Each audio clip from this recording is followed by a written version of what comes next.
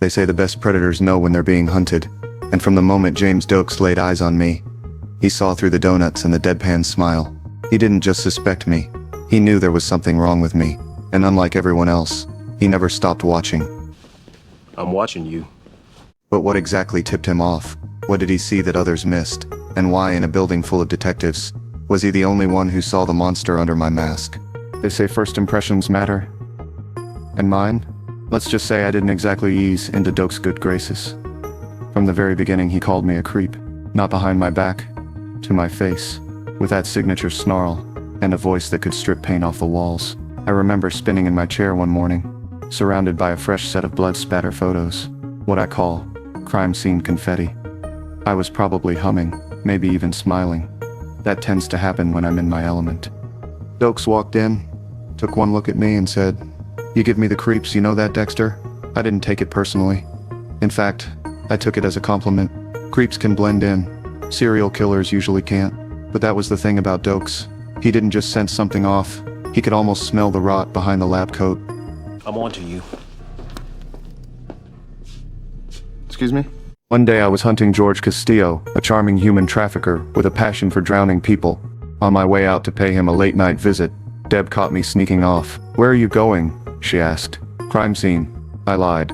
Doakes didn't notice that time, but he would later. His suspicion wasn't built in a day. It grew slowly, like mold in the corners of a bright, cheerful kitchen. He started clocking things others ignored. My odd work hours, my paper-thin excuses, my convenient vanishings right before a suspect turned up carved like a Thanksgiving turkey.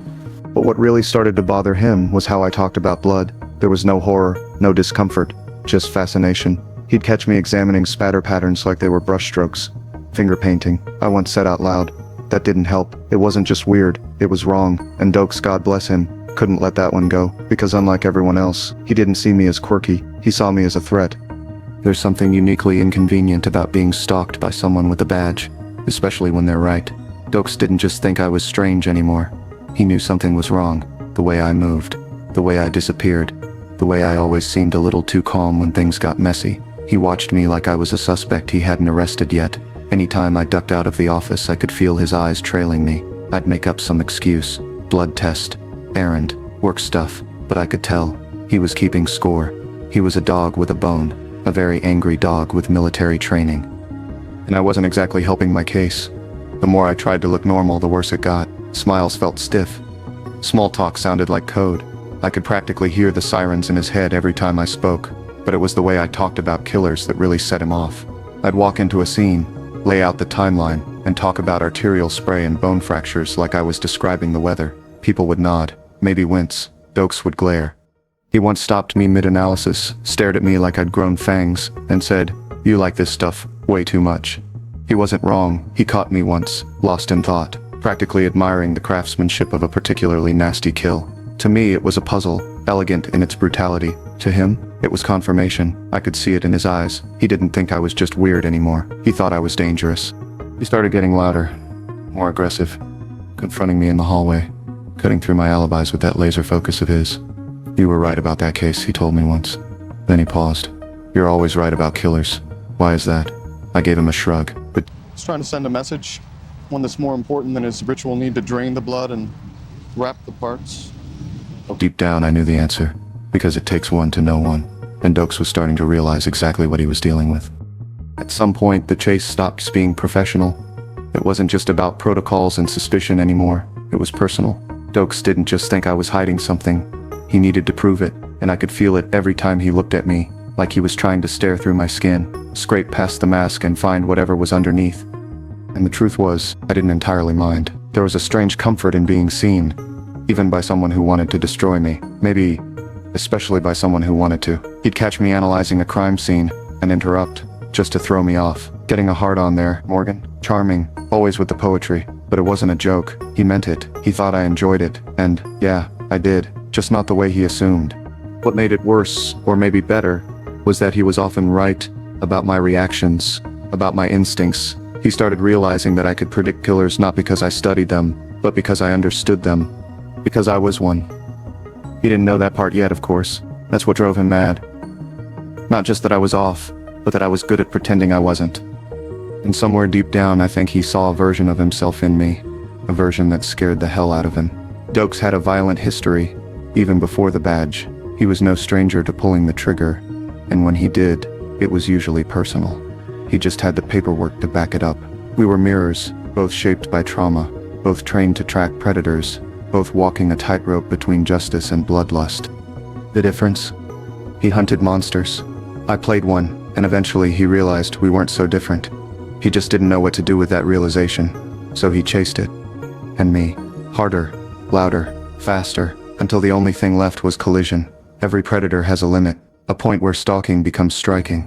Doakes reached his. By then he wasn't watching me, he was hunting me. Every excuse I gave, every errand, every missing hour, he filed it away. Then he started following me, after work. Real subtle too, as if I wouldn't notice the special forces tailing me, in a blacked out car.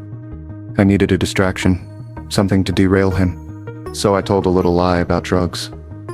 It started small, a casual excuse when Rita asked where I'd been. Then it grew into rehab meetings and late-night phone calls with my sponsor, a convenient vice to hide the real one. Doakes bought it, briefly. He even confronted me once, told me he understood that a lot of cops take the edge off. For a second I thought maybe I'd humanized myself in his eyes, until he talked to Deb. Turns out lying about being an addict works a lot better when your sister's not in the dark. That little lie destroyed whatever shaky sympathy he had left. Now he knew I was hiding something, and drugs weren't it. He started digging. Martial arts background? Suspicious. No paper trail? Alarming. Top of my class in med school, but I chose blood spatter forensics. It didn't add up, because it wasn't supposed to. From there, things moved fast. I gave him bad intel on a crime scene, then turned in the real report behind his back. He jumped the wrong suspect, got reprimanded. Then I baited him into hitting me in front of half the department. It was clean, elegant, one headbutt, one punch, one suspension. Just like that, Doakes was out, benched.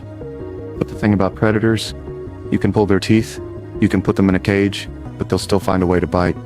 Getting Doakes suspended should have been the end of it. A tactical win, clean exit, threat neutralized. But Doakes wasn't wired for letting it go. He didn't sit quietly in the penalty box. Instead, he broke into my apartment. Rude. He found the slide box, my collection, my trophies, every victim I'd ever claimed, filed and preserved, neat little souvenirs of all the monsters I'd put down. He didn't know what they meant yet, but he knew enough. He took the box, ran with it, and for the first time, I knew the game had changed. I wasn't one step ahead anymore. I wasn't even playing the same game. Now it wasn't about suspicion, it was about proof. Doakes had it, he just didn't know how to read it. And that gave me a sliver of time, but barely. I cornered him before he could take it further. Not in a conference room, not with words, out in the wild, where masks didn't matter. We fought, I bled, he bled more. Eventually I locked him up, not because I wanted to, but because I had no other option.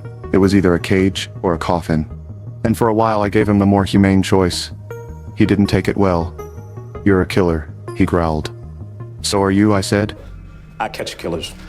So do I. I caught you. I'm not a killer. You are. "You just wear a badge." He didn't like that comparison, but I wasn't wrong. He had more officer-involved shootings than anyone else on the force. He didn't just chase danger, he enjoyed it. Hid behind the law like I hide behind the code. We were both predators, he just wore his uniform louder. That's why he saw through me.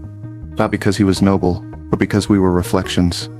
He couldn't stop me, not because he wasn't strong enough, but because he recognized too much of himself in me, and that scared him more than the truth ever could. I could have killed him. Believe me, I thought about it, but something about locking him in that cage felt poetic, like putting a mirror behind bars. I told myself I was buying time, weighing options, letting fate decide, but deep down I knew Doakes wasn't getting out of this. Not because he didn't deserve to, but because the truth he carried was too heavy to let loose. He had every right to hate me. He was right about me. Every dark suspicion, every gut instinct, nailed to the wall with terrifying accuracy. The fake smile, the donut diplomacy, the way I talked about blood like it was fine wine. He called it early, and he never let it go. He wasn't just chasing a killer, he was chasing me, the real me, and that made him the only honest man in a room full of liars. So yeah, it got him killed. Not by my hand directly, but if I hadn't locked him up, if I hadn't set the pieces in motion, he might have lived to wear that smug, satisfied smirk for another decade. But this world doesn't reward truth. It buries it, especially when it comes from someone who gets too close to the monster under the mask. He was the only one who saw through me from day one. He called me a freak, a psycho, a creep. And he was right. He didn't just outsmart everyone else. He outsmarted me, which is why I had to get ahead of him. Because the moment he figured me out, the clock started ticking, not just on his life, but mine. And let's be honest, Doakes wasn't the only one to outsmart me. Others did too. People who shouldn't have. Some of them made it out alive. Most didn't, but every time I thought I was 10 steps ahead, someone reminded me I wasn't playing chess. I was the board. To find out which people I underestimated, watch the video that popped up on the screen.